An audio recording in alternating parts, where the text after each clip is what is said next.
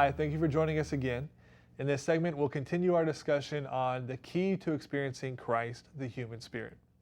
Tom, related to this chapter and this title, can you tell us about this key to experiencing Christ, the human spirit, and how we can experience Christ with our human spirit? The key to experiencing Christ, as we've mentioned, is our human spirit. And we're seeing that the Lord now dwells in our spirit. 2 Timothy 4:22 tells us, the Lord be with your spirit. Grace be with you. So now we know the Lord is with our spirit, but if we're to experience Christ, we need to all the time learn to exercise our spirit. And you may say, well, where do you get this term exercise? In 1 Timothy 4:7, Paul said this, "But profane and old womanish myths refuse, and exercise yourself unto godliness. For bodily exercise is profitable for a little, but godliness is profitable for all things."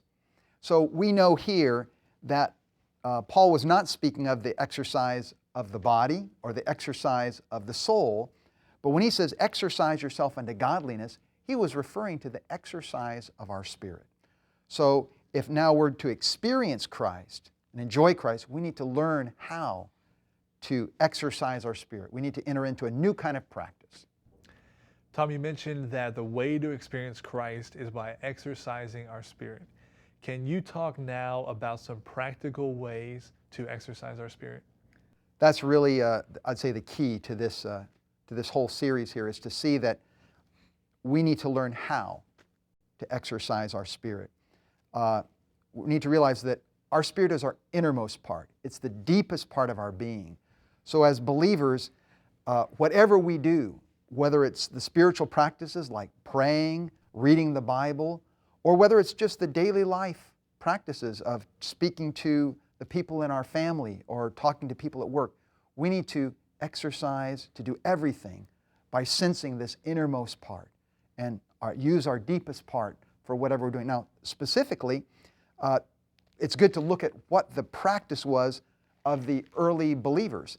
In Ephesians 5, it says, be filled in spirit. And then it mentions a number of things, speaking to one another in psalms, hymns, and spiritual songs, singing, psalming with your heart, giving thanks at all times, in all things. So actually, it's not just one thing.